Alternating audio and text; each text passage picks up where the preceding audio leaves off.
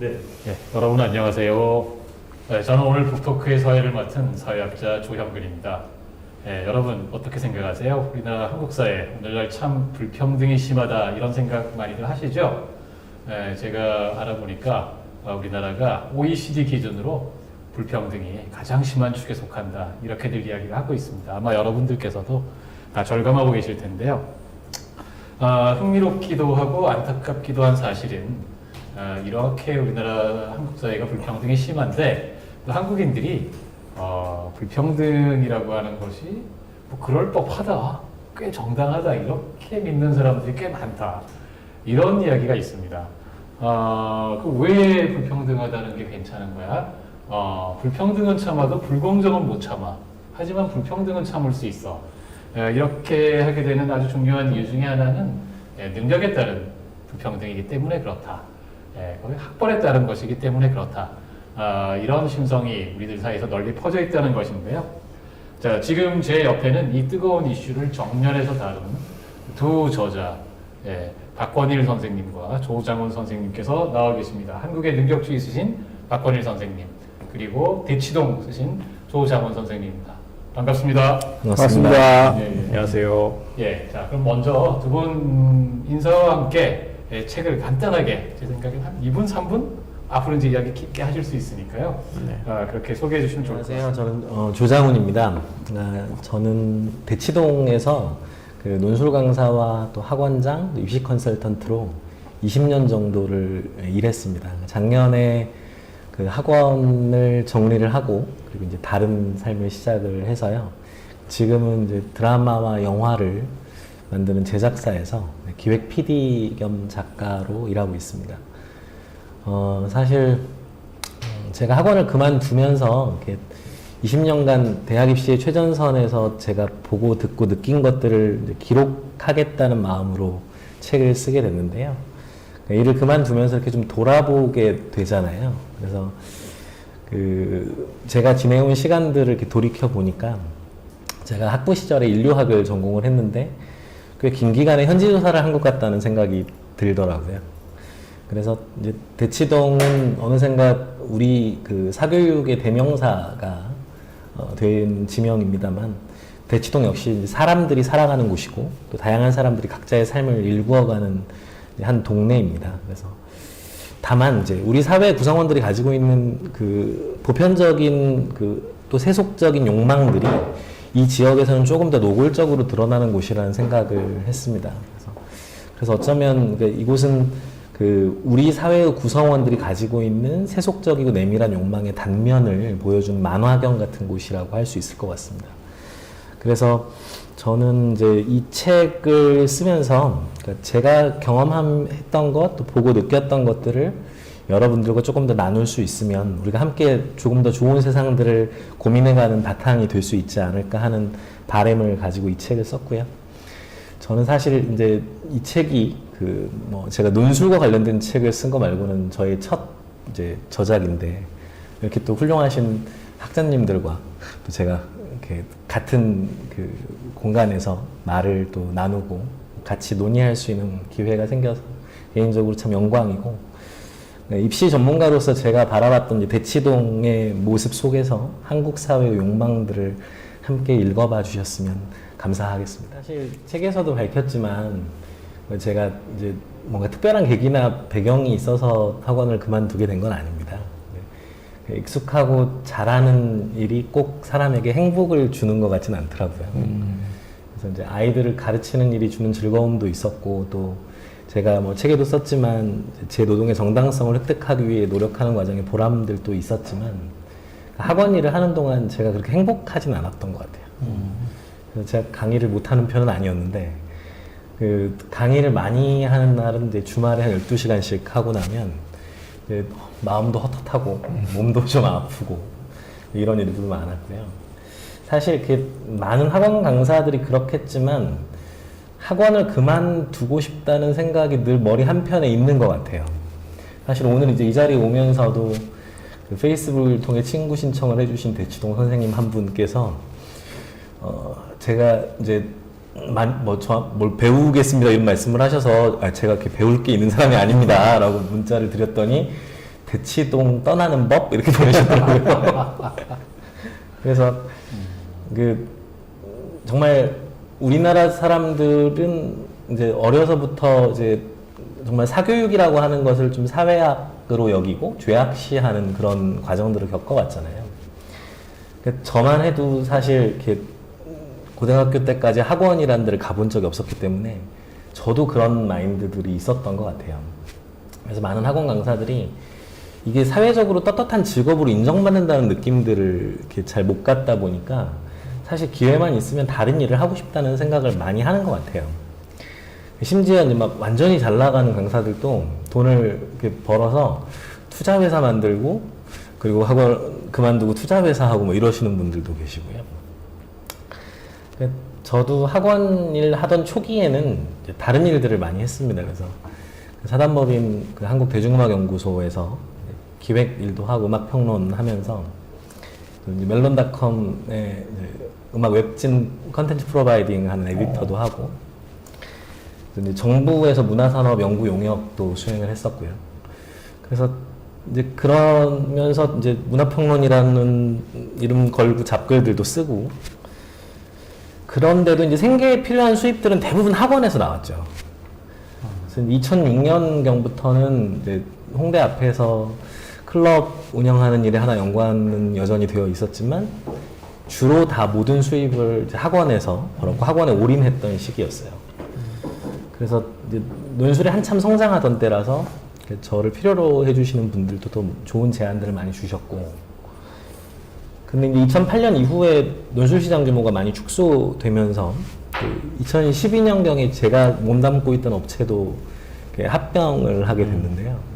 저는 그때도 나오고 싶어서 이제 저 빼고 합병하셔라라고 했는데 이제 저 말고도 여러 사람들의 생계가 걸려 있는 상황에서 제가 빠지면 이제 합병에 차질이 생기는 상황이 돼서 그래서 이제 그때부터 제가 대치동 원장으로 가서 근무를 하게 됐습니다.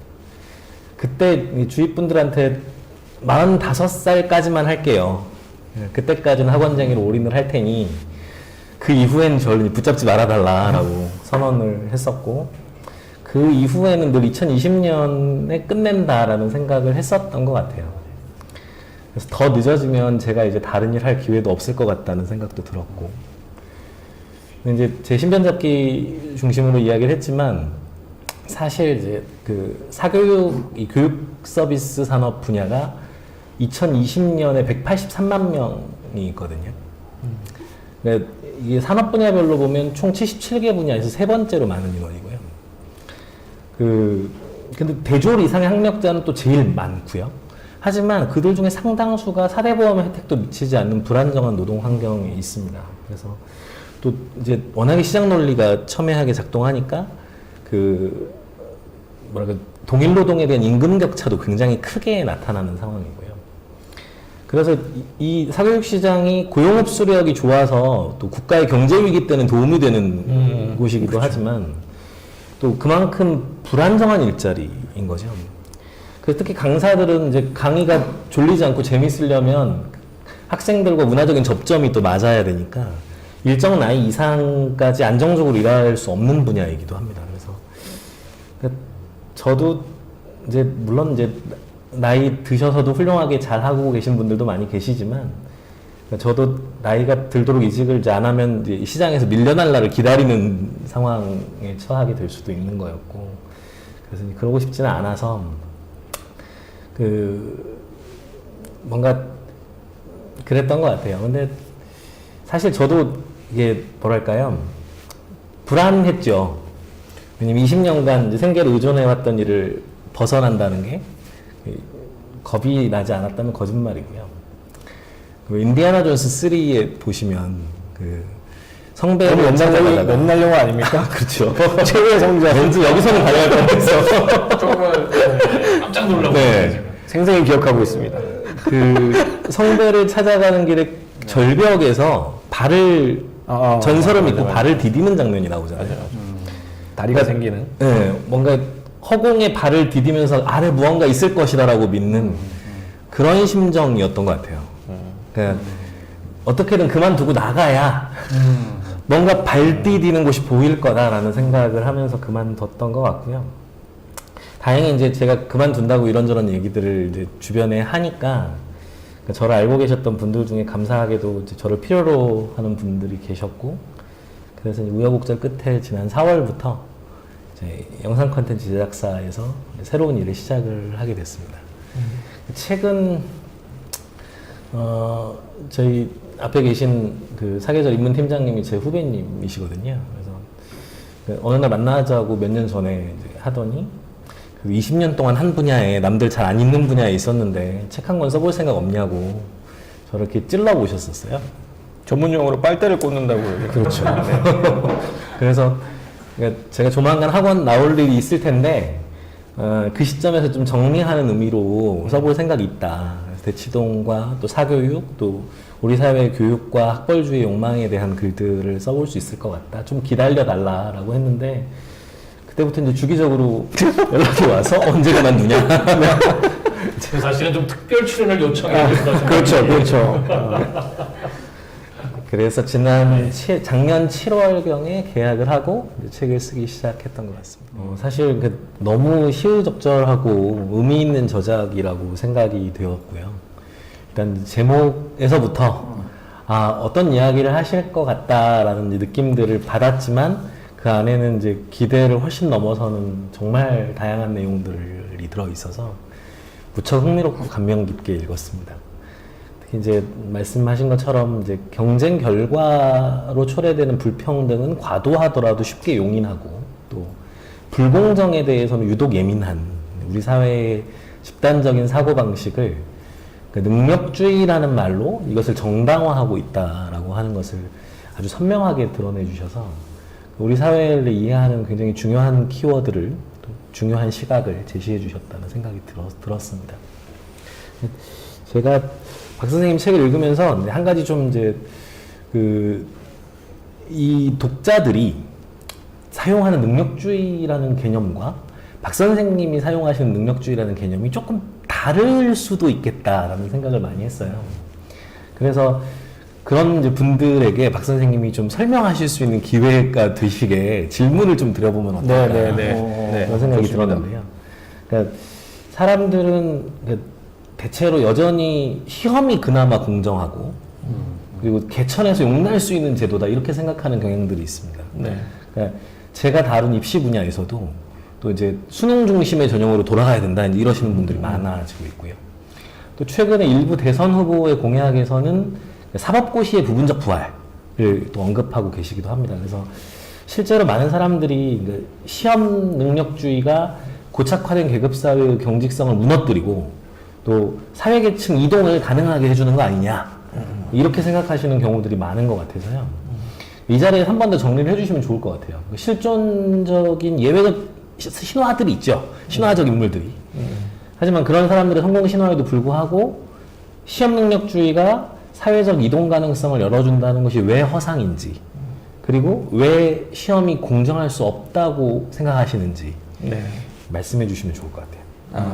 이 말씀이 이제 수능 정시에도 똑같이 적용이 되거든요. 그러니까 수능 정시로 뽑으면 더 공정할 거라고 많이들 생각을 하시지만 실제로 수능 성적은 도시와 농촌 간에 또 정말 서울 안에서도 강남과 강북 간에 어마무시한 격차들이 있고요. 특히 이제 재수로 갈수록 점점 수능 성적이 좋아지는 건 그만큼의 사교육 영향력이 크다는 반증이 있는데, 그런데도 불구하고 사람들은 수능이 더 공평하고 공정하다고 생각하시는 경우들이 많죠. 그래서 굉장히 비슷하다는 생각을 많이 했고요.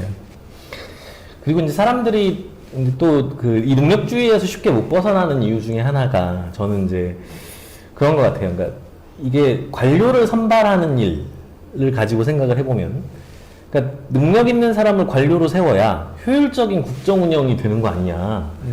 그리고 무능한 사람이 나서서 국가나 조직을 망치는 것보다 그게 훨씬 낫지 않느냐. 그래서 유능한 사람에게 더 많은 책임을 맡기고, 뭐 한 명의 천재가 수만 명을 먹여 살리고 이런 얘기들에 사람들이 공감을 하는 이유도 같은 맥락일 것 같습니다. 그래서 효율성을 실현한다는 이유로 능력주의를 옹호하는 이러한 사고방식들이 굉장히 이제 우리의 삶에 많은데요.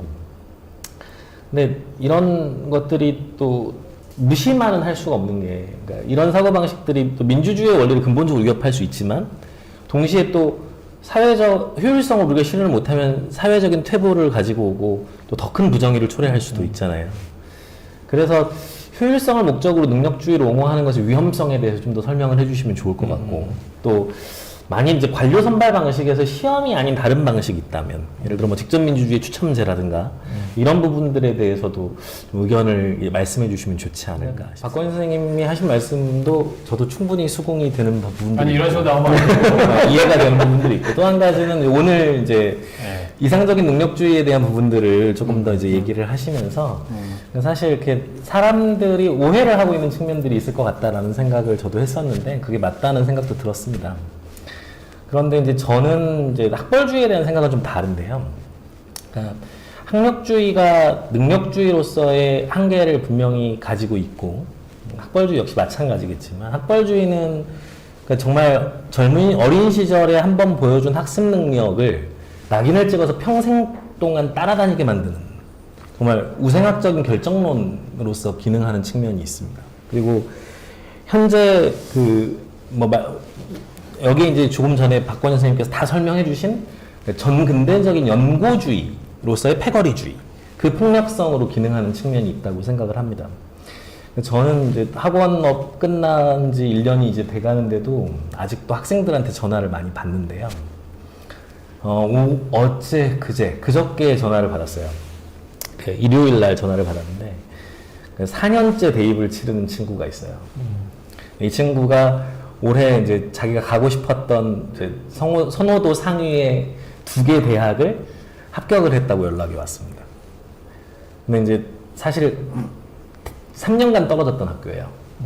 붙었던 이유는 코로나 때문에 그 후배들이 비교과를 쌓지 못한 측면도 있었고, 그리고 또 이제 학종 블라인드를 올해부터 본격적으로 시행을 하면서 아마 그 혜택도 받던 것 같아요. 그리고 이제 이 친구의 동생도 올해 고3인데 제가 작년에 컨설팅을 했었는데 원하는 학교에 다 합격을 했다고 해서 굉장히 기뻐하고 축하해 줬는데요. 이 친구가 저한테 전화를 한 이유가 따로 있었습니다. 뭐냐면 2개 중에 어디 가야 돼요? 라는 걸 물어보려고 전화를 한 거였어요. 그러니까 둘 다 가고 싶었잖아. 너 가고 싶었던 대학이니까 너가 좋은 데 가야지. 라고 이제 저는 대답을 피했지만, 사실 이 친구는 학벌의 힘이 어느 대학이 더 좋은지를 물은 거죠. 그러니까 어느 대학의 동창들이 결속력이 강하고, 어느 대학의 학벌의 실질적인 혜택을 누릴 수 있는지를 알고 싶었던 겁니다. 4년이나 그걸 얻기 위해서 노력을 했고요. 제가 책에도 썼지만, 그러니까 성과주의가 적용되기 어려운 능력주의적인 평가 상황에서 능력의 객관적인 평가를 보완하는 수단으로 그 학벌주의를 생각하는 경향들이 있습니다. 그런데 사실 학벌주의는 진짜 타고난 학습 능력은 변하지 않는다라고 하는 그 우생학적인 결정론의 바탕을 둔 낙인찍기로서 움직이고 있고요. 또 연고주의를 통해서 강력하게 작동하는 편견과 차별의 카르텔이기도 합니다. 제가 그 드라마 미생이었죠? 미생에서 그 고졸 장그래를 따돌리는 그 대학 선후배 간의 그 기묘한 공동체가 대기업 안에 만들어지는 장면들이 잘 묘사되어 있었다고 생각하는데요. 그러니까 저는 그래서 학벌주의가 실질적인 폭력이고 이걸 실제로 경험하는 친구들이 있다라고 하는 것들을 저희가 잊으면 안 될 것 같다는 생각이 많이 들고요.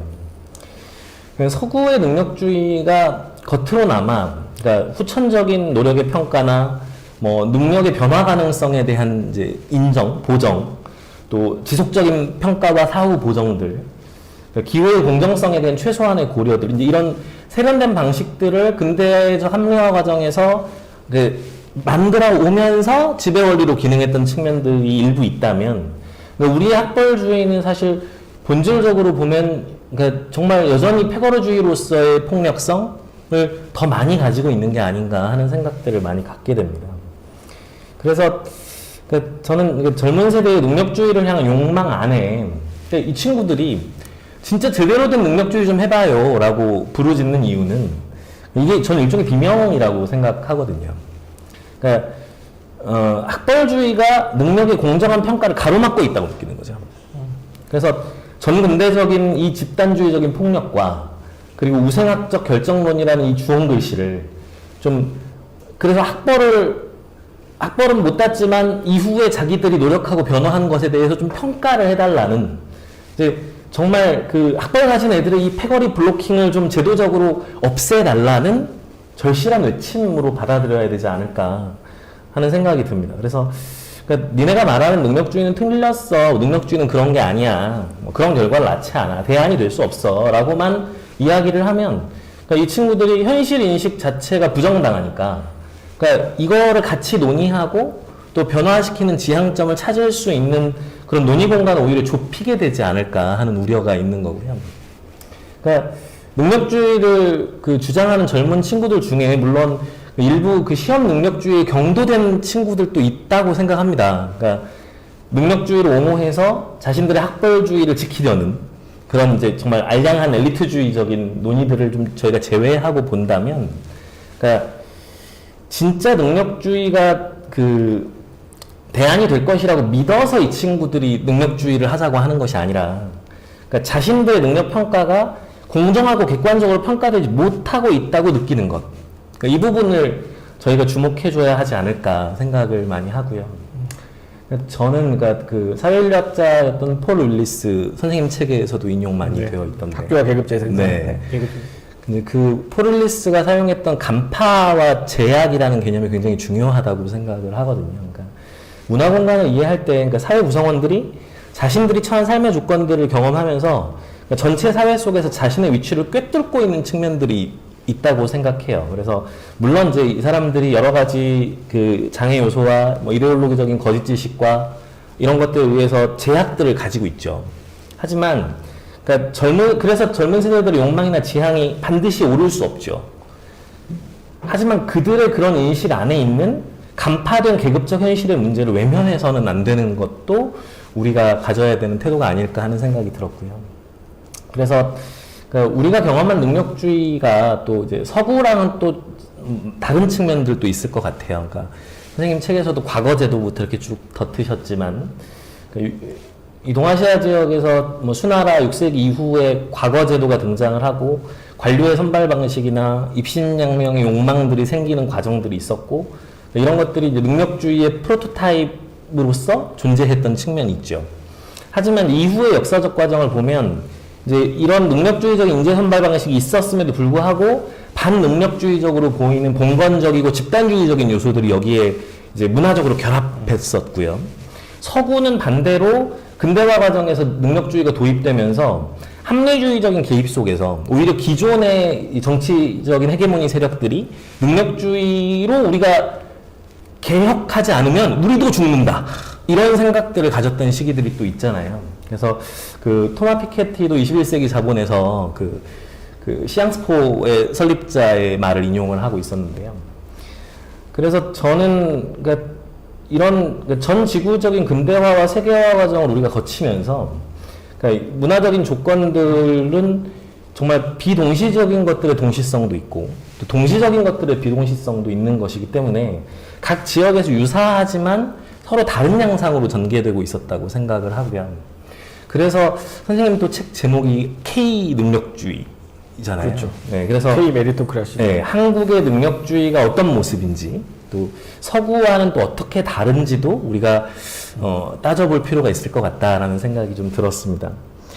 그리고 이제 제가 생각했던 건 그러니까 젊은 사람들이 가지고 있는 그런 인식이나 욕망 안에 그것이 비록 결론적으로 오류를 가지고 있다 하더라도 그것 안에 들어있는 이제 간파된 자신들의 현실인식, 그 통찰들을 좀 눈여겨보았으면 좋겠고 그런 인식들을 존중하는 과정들이 있어야 대안을 논의하는 것이 정말 그런 구도를 만드는 것이 가능해질 것 같다라는 생각들을 했던 것 같습니다. 저는 이제 어떤 경우에도 그 사람들의 욕망을 이제 부정하거나 죄악시하는 접근은 문제를 해결하는 데는 도움이 많이 되지 않을 거라고 생각합니다. 그래서 물론 이제 말씀하신 것처럼 사람들의 욕망이 항상 옳을 수 없죠. 사람들은 이미 존재하는 사회 구조 속에서 또 각자의 이해관계와 처지 속에서 그러니까 다양한 이데올로기들의 영향을 받으면서 나름의 이해와 판단과 욕망을 갖게 되었을 겁니다. 그래서 편향된 이데올로기나 오류를 동반한 신념에 의해서 촉발된 이해라면, 그런 판단이라면, 그런 욕망이라면 문제가 될 수 있죠. 하지만 저는 그럼에도 불구하고 그런 이해와 욕망이 왜 생겨났는지를 성찰을 해봐야 현실적인 변화의 길을 찾을 수 있을 것 같거든요.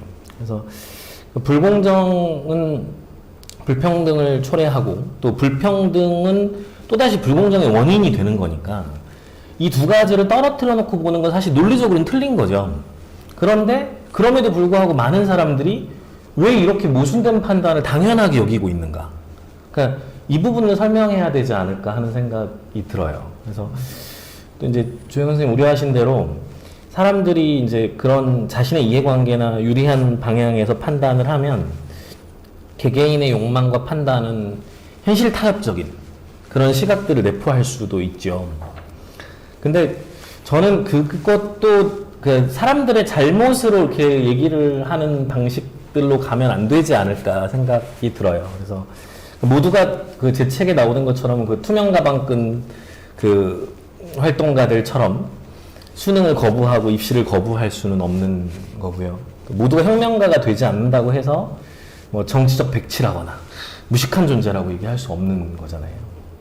저는 그런 방식들이 또 다른 엘리트주의로 사람들에게 비춰질 수 있을 것 같아서, 그러니까 우리가 정답 찾기식의 사회 비판을 하는 것들이 사람들의 반지성주의를 강화하는 경향들을 만드는 측면도 있지 않을까, 그런 생각도 하게 됩니다. 그래서 이게 논리적인 정답을 찾는 시험 문제하고는 다르게 그것이 아무리 옳은 일이고 올바른 방향이라고 할지라도 사람들의 감정적인 지지와 동의를 얻는 일들이 중요하다고 한다면, 저는 사회 비판을 하는 사람들이 그 사람들이 간파하고 있는 그 사회적인 현실에 기반해서 그 인식의 변화를 시도하고, 또 사람들의 세속적인 욕망이 가지고 있는 정당성에 주목해서 그걸 건강하게 실현할 방법을 찾고, 또 사람들이 자신의 세속적 욕망 안에서 이미 느끼고 있는 죄의식들을 건드리면서 함께 성찰할 수 있는, 성찰을 요구하는 그런 지혜를 발휘하는 게 필요하지 않을까. 그래서 이런 과정들이 삶을 변화시키기 위해서 사회 비판을 하는 사람들이 놓치지 말아야 될 부분이 아닐까, 그런 생각들을 해봤습니다. 박건희 선생님 책에도 보면 실질적인 민주화를 통해서 권력을 분점하고 또 특권을 해소하는 것이 이제 능력주의의 대안이 될 거다라고 밝혀주셨었고, 또 그 불평등을 완화할 수 있는 이제 다양한 조치들, 또 실질적인 민주주의를 실현할 수 있는 자기 표현의 가치가 높은 개인을 만드는 거, 이런 노력들을 많이 강조를 해주셨는데, 저는 이런 내용들을 읽으면서 그러니까 정치의 영역을 넓혀야 한다라는 얘기로 들렸던 것 같아요. 그래서 그 사람들이 공감할 수 있도록 정치의 영역들을 넓히고, 그걸 이제 말씀하신 것처럼 집단적이고 점진적인 해법으로 실현할 수 있으려면, 그러니까 왜 자기 표현의 가치가 높은 개인이 만들어지지 않는지, 그러니까 왜 특권 경쟁에 이길 가능성이 희박한 사람들도 특권 경쟁에 따른 불평등을 옹호하고 있는지, 그러니까 이런 부분들을 이해해봐야 되지 않을까 하는 생각이 좀 들었습니다. 그 이런저런 이야기들이 모두 다 이미 아직 살아계신 분들이고, 다 자기의 생활과 주위에 이렇게 사회적 지위가 있으신 분들의 이야기이기 때문에 이걸 좀 이렇게 조심스러울 때가 많습니다. 특히 이제 인류학자들이 겪는 딜레마 중에 하나일 것 같은데요. 제가 이번에 쓰면서 인류학자들 굉장히 어려운 직업이구나라는 생각을 많이 했습니다. 저도 책을 내고 이제 서평이나 신문기사 같은 이제 것도 보고, 또 독자분들의 반응, 신문기사에 붙은 댓글들, 이런 거 많이 봤는데요. 정말 반응들이 이렇게 거세고 다양해서 좀 긴장을 많이 했습니다. 네. 좀 한 가지, 제가 이 자리를 비워서 좀 한 가지 말씀드리고 싶은 건, 그러니까 대치동을 둘러싸고 제가 한 이야기에 대해서 여러 가지 반응들 보여주시는 건 참 좋은데, 제가 무척 죄송스러웠던 것 중에 하나가, 네가 뭔데 대치동 사람들을 규정하냐. 그러니까 아마 주민분들이셨던 것 같은데, 그러니까 사실 누구의 삶도 이렇게 한마디로 요약되거나 단순화될 수 없는 것이기 때문에, 그러니까 저의 단순하고 이렇게 모자란 언어가 독자분들의 마음을 상하게 해드렸다면 이 자리를 빌어서 죄송하다는 말씀을 꼭 드리고 싶습니다. 그 의도는 아니고 사회적 변화에 대한 이야기들을 논의하기 위해서 이야기를 하다 보니 생긴 일이어서 양해해 주셨으면 좋겠다는 생각이 듭니다. 대치동에서 여러 사람들을 만나면서 느끼는 건 이 공간이 굉장히 치열한 사람들로 이루어져 있다는 느낌이었던 것 같아요. 학생들부터 학부모들, 학원 관계자들까지 자기들이 목적하는 바들을 실현하기 위해서 진짜 열심히 사는 사람들, 정말 열심히 사는 사람을 보고 싶으시면 대치동에 가보시면 많이 보실 수 있습니다. 근데 그러다 보니까 이제 정말 어디서도 이루어지기 어려운 효율성도 나타나는 거죠. 근데 그 욕망의 구렁텅이라고 이제 표현하셨는데 정말 이제 욕망에 삼켜진 사람들도 있습니다. 그러니까 뭐 책에서도 많이 말씀드렸는데요. 뭐 자녀를 위해서 불법이나 편법도 마다하지 않는 부모님들 있으시고요. 저도 정말 농담 반 진담 반으로 수억 원 줄 테니 대리시험 볼 생각 없냐는 얘기를 들은 적이 있습니다. 그러니까 학교와 학원의 밀월에 대한 소문들도 있고 정말 기출인지 유출인지 구별이 안 되는 몇몇 학원들의 내신 족보들도 있고 또 이제 강사들 사이에서도 보면 이제 뭐 이미 기사들 많이 나왔지만 불법 바이럴 마케팅과 이제 댓글 조작으로 정말 그런 부분들 싸우시다가 지금 이제 뇌출혈로 쓰러지신 수학 선생님도 계시고 그래서 정말 치열한 욕망만큼 그 부작용도 굉장히 다양하게 나타나는 곳인 것 같습니다. 그래서 제가 이 공간을 이제 책에서 아수라장이라는 표현을 많이 썼는데요. 그러니까 출판사 인터뷰 영상에서도 말씀드렸었지만, 그러니까 정말 이 자바함경이라는 불경에서 인간인 아수라가 신과 같은 영향을 발휘하게 된 이유가 그 신 인드라가 그 아수라의 딸을 겁탈을 하면서부터거든요. 그러니까 저는 이게 되게 중요하다고 느끼는데, 그러니까 자식에 대한 사랑으로 신을 위협하는 힘을 발휘하는 존재가 되었다는 면에서 그러니까 대치동이 아수라라는 표현이 참 잘 어울린다고 생각을 했어요. 그래서 근데 이제 이 이거 제목으로도 저는 쓰고 싶어 했는데 그러니까 다들 너무 막 난리통으로 마징가제트의 아수라 백작 떠올리시고 막 이래서 그래서 이제 제목 후보로는 탈락을 했지만 그러니까 대치동은 그런 공간의 느낌을 갖는 것 같아요. 그래서 저는 거기에 정말 한계를 넘어서는 효율성이 존재하고 동시에 또 인간의 욕망이 가지고 있는 어떤 한계들이 함께 공존하는 곳이 아닐까 생각을 했습니다. 대치동의 명성이 계속될 것이냐? 저도 잘 모르겠습니다. 한국 사회가 또 워낙에 빠르게 바뀌는 사회이다 보니까. 다이나믹 코리아를 앞서서. 그렇죠. 네. 그래서 한 세 가지 정도 변수가 있을 것 같아요. 첫 번째는 그러니까 공교육에서 그러니까 입시 정보와 교육 콘텐츠를 효율적이고 평등하게 분배하는 시스템이 얼마나 빨리 안착되느냐. 이게 이제 대치동의 그 영향력을 줄이는 요소 중에 하나가 될 것 같고요. 또 하나는 우리 사회가 뭐 어떤 계기가 있어서 학벌주의가 완화될 수 있다면, 예를 들어서 기업들이 여기에 나선다든가, 뭐 어떠한 계기가 있어서 학벌주의가 완화되는 상황이 오게 되면 가능하지도 않을까 생각이 듭니다. 최근에 서울대 10개 만들기 뭐 사회 대개조 논의들이 시작되고 있는 것 같은데, 학벌의 효용 자체가 확실하게 감소할 수 있는 어떤 계기를 마련해주면 대치동 영향력이 지금 같지는 않을 것 같다는 생각이 듭니다.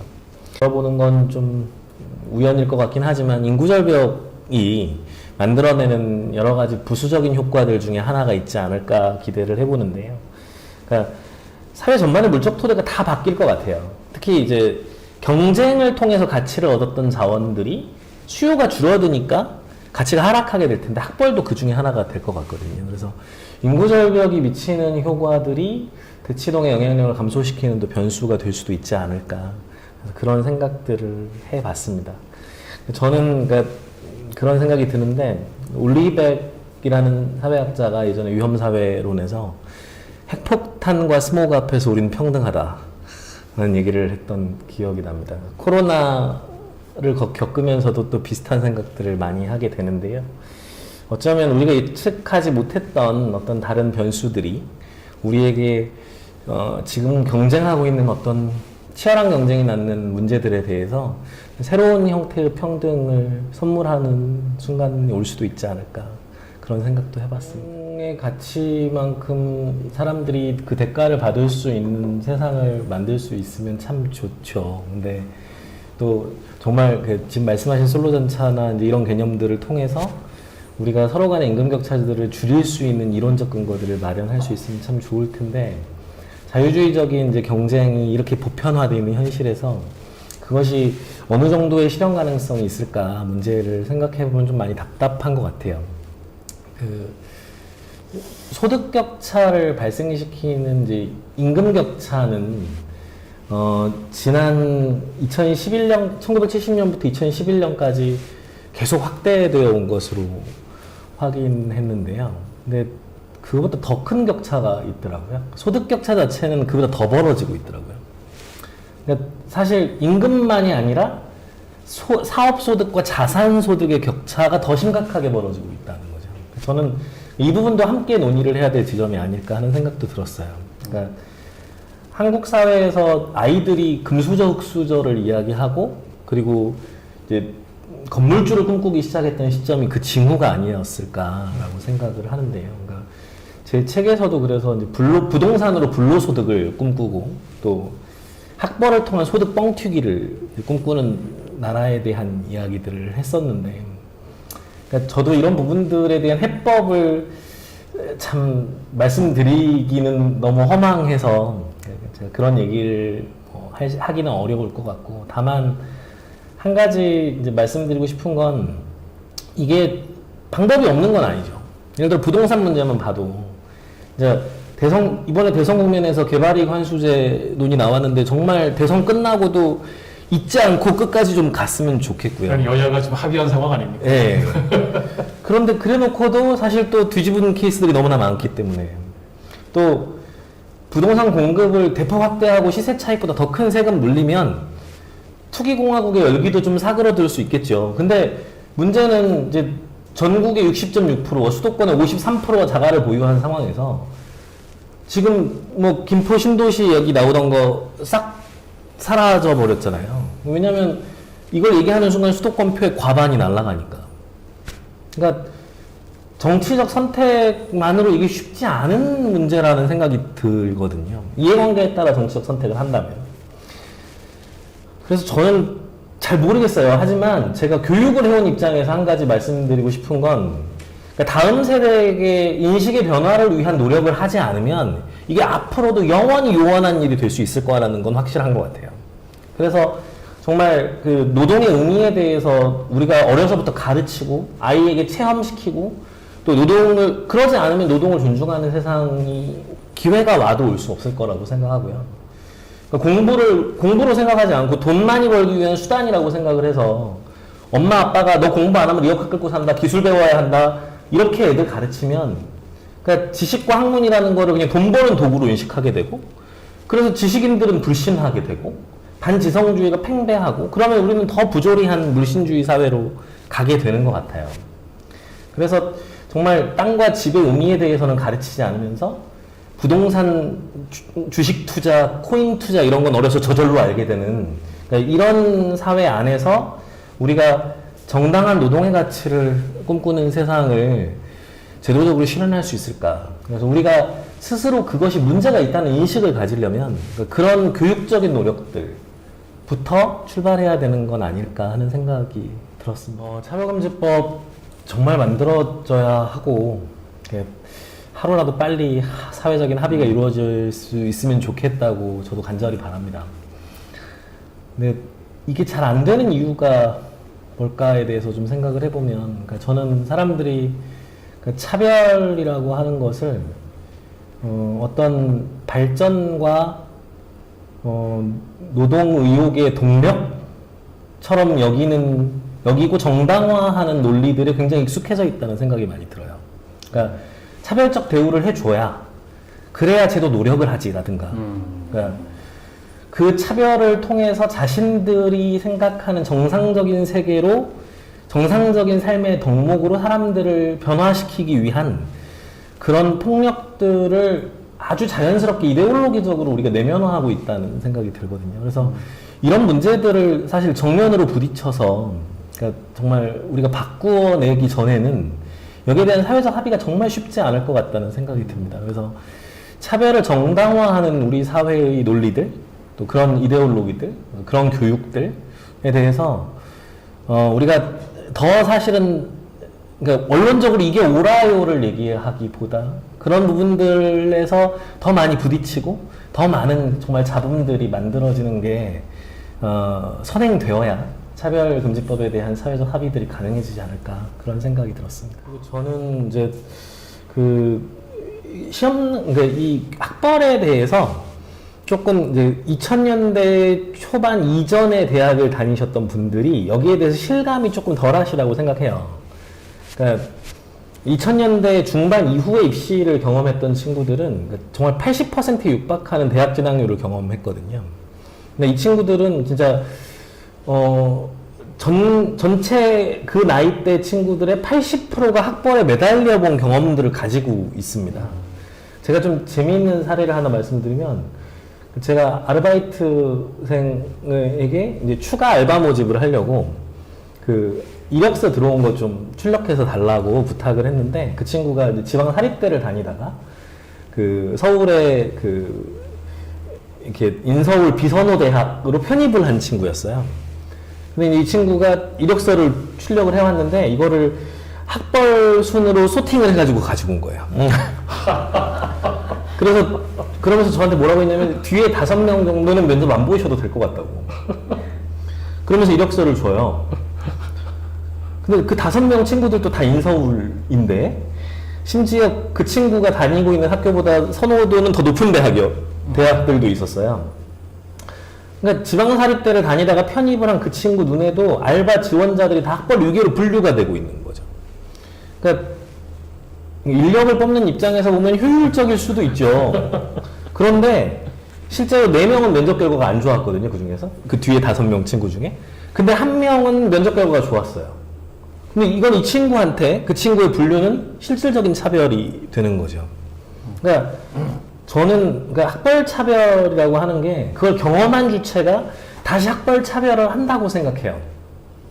그러니까 이게 마치 탈식민성 논의들처럼, 그러니까 입시의 시간을 지나온 모든 사람들에게 인간을 평가한 하나의 기준으로 내면화되고 있다. 이것이 2000년대 중반 이후의 학번들에게는 굉장히 강하게 나타난다라고 하는 거를 그 이전 세대 분들이 조금 더 이해를 해주시면, 학벌주의가 갖고 있는 문제들이 내가 지금 느끼는 것보다 좀 더 심각할 수 있구나, 젊은 애들에게는, 이런 인식들을 해보실 수 있으면 좋겠다는 생각이 들었습니다. 그러니까 안타깝죠. 그러니까 특히 사회적으로 그러니까 엘리트 계층들에게서 나타났던 이제 도덕적인 해이들이 분명히 존재했습니다. 입시의 현장을 근데 아는 입장에서 보면, 입학사정관제 도입 초기에 그러니까 굉장히 큰 혼란들이 있었는데요. 근데 그 과정에서 이제 여기에서 가장 발빠르게 움직였던 사람들은 지식인 엘리트 계층이었습니다. 그래서 그로 인해서 피해를 보는 친구들도 있었죠.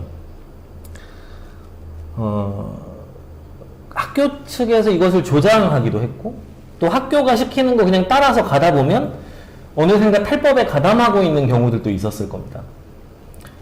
그러니까 많은 전형의 상위권 전형들에서 사실 스펙의 조작들은 상위권만이 아니라 없지 않을 거라고 생각해요. 왜냐하면 봉사활동 시간 한두 시간 뭐 늘리고 서너 시간 늘리는 거 요새 친구들, 안 해본 친구들 거의 없을 정도로 일반화되어 있는 현상일 겁니다. 저는 이런 문제들이 우리 사회에서 분명히 이제 도덕적인 해이로 이어지는 것들을 경계해야 하고, 또 여기에 대해서 책임을 또 물어야 할 것들은 또 물어야 한다고 생각합니다. 근데 문제는 이게 누구의 탓이냐, 뭐 이런 식으로 접근을 하는 접근이 저는 좋은 것 같진 않아요. 그러니까 우리가 모든 입시제도가 바뀌면 결과적으로는 그 입시제도에서 더 좋은 결과를 얻기 위해서 그 입시제도를 통해 얻는 학벌이 누구나 얻고 싶은 자원인 이상 누구나 거기에 경주를 할 거란 말이죠. 그러면 더 돈이 많고 경제적인 여유가 있는 사람들이 더 많은 자원을 투입할 것이고 그들이 더 우선적으로 자원을 얻을 수 있는 정보들을 갖게 되겠죠. 그러니까 결국에는 그러니까 이것이 계급적인 구조와 기존의 불평등들이 기회의 불공정으로 이어지는 문제라는 점에서 사실 이것이 누구의 탓이라고 할 것이 아니라 우리가 정말 자유주의적인 경쟁 체제가 근본적으로 가지고 있는 모순들을 곳곳에서 만나게 되는 것 중에 하나일 것이다라고 저는 생각을 합니다. 그래서 사실 이렇게 누구의 도덕적 해이를 비난하기는 쉽죠. 근데 그것이 이제 뭐랄까요, 이제 정말 도덕적 순결주의나 그렇게 쉽게 누군가를 비난하는 방식으로 넘어가게 되었을 때 그것이 사회를 변화시키는 방향으로 결론나지는 않을 거라고 생각합니다. 그래서 그렇게 생각하기보다는 더 근본적인 문제들을 또 우리가 가지고 있는 경쟁의 문제들을 경쟁이 아닌 다른 원리로 해결할 수 있는 그런 고민들을 해봐야 될 것 같아요. 적어도 교육이라든지 기업이 어렵다면 적어도 다른 형태의 기회를 주는 문제들에 있어서 경쟁의 원리들을 좀 벗어날 수 있는 다른 길들을 사회적으로 고민하려는 노력들을 같이 해보는 게 더 중요하지 않을까 그런 생각도 들었습니다. 마지막 말로 준비한 것도 사회적 신뢰의 문제였습니다. 우리 사회가 정말 위선이 만연하고 사회적 불신 상황에 놓여 있는 것 같아요.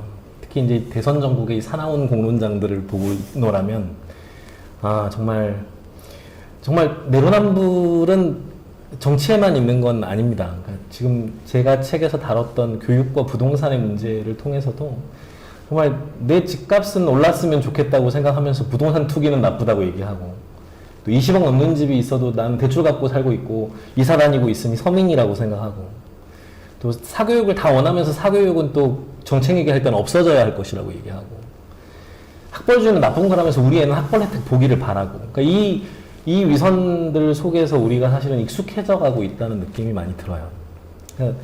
그래서 저는 개인의 욕망들을 좀 솔직하게 드러내고 그리고 그것의 정당한 실현 방법들을 고민하는 사회가 되는 게 되게 바람직하다고 늘 생각하는데 문제는 이제 그러려면 같이 공론장에서 이렇게 논의를 할 수 있어야 되는데 사회 구성원들이 서로를 신뢰를 안 하는 거죠. 그러니까 정말 각자의 이익과 생존을 위해서 각자 도생할 국리들만 하는 가운데서 서로를 내로남불이라고 서로를 위선적이라고 비판하는 일들만 벌어지고 있는 게 아닌가 하는 생각이 들었어요. 아까 웹툰 송곳 이야기 하셨는데 저도 송곳에서 정말 기억에 남는 대사가 있습니다. 그러니까 악한 강자로부터 선한 약자를 지키기 위해 싸우는 게 아니라 시시한 강자로부터 시시한 약자를 지키기 위해 싸우는 거다라는 말이 나왔었는데요.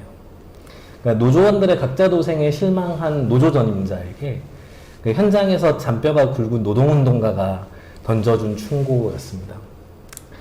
그러니까 이 대사를 읽으면서 되게 많이 헛헛했던 것 같아요. 그러니까 정말 학창 시절에 시위가 끝나고 그 거창하고 오만했던 단결의 구호들과 이런 것들도 떠올랐던 것 같고 사실 우리는 부조리 속에서 살고 있죠. 우리 욕망 자체가 부조리이기도 하고 그래서 도덕적으로 우리 스스로가 완전한 사람들도 아니고 또 온전히 정의롭지도 못할 거라고 생각합니다.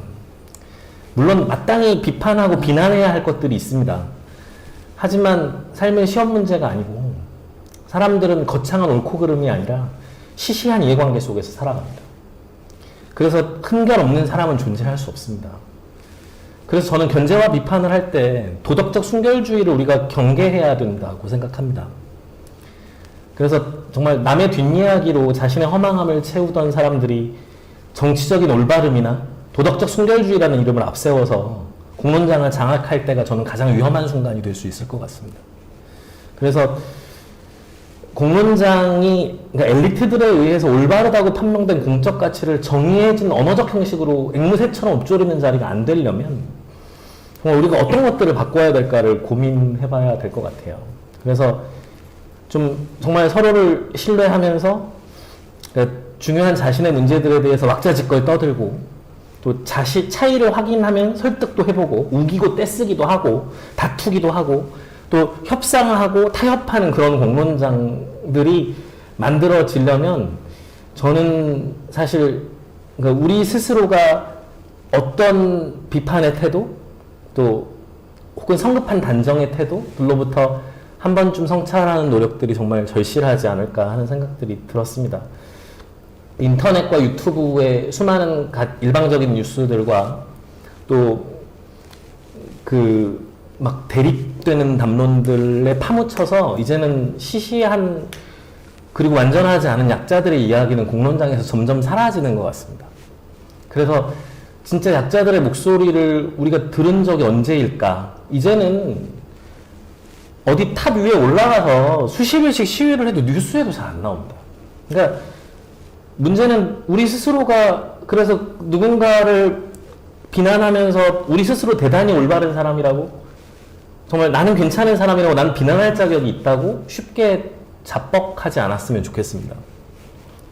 그래서 우리가 우리 스스로가 상당히 속속들이 들여다보면 시시한 사람들이고 그래서 코로나 과정에서 또 우리가 많이 느끼고 있지만 이 시시한 일상의 권리들만큼 소중한 것도 없잖아요. 그래서 치열한 대선 정국이지만 그 우리 일상의 시시함들을 지켜내고 싶은 마음으로 공론장의 개방성들을 지켜나가고 또 과도한 대립이나 비난, 또 차별의 언어들을 우리가 자제할 필요가 있지 않을까 하는 생각들을 해봤습니다. 그래서 오늘 저도 이 자리가 너무나 뜻깊고 또 이 자리에서 정말 많은 이야기들, 우리 사회에 대한 많은 문제들을 좋은 분들과 또 의견을 나눌 수 있어서 개인적으로 너무 기분 좋고 또 영광스러운 자리였습니다. 감사합니다.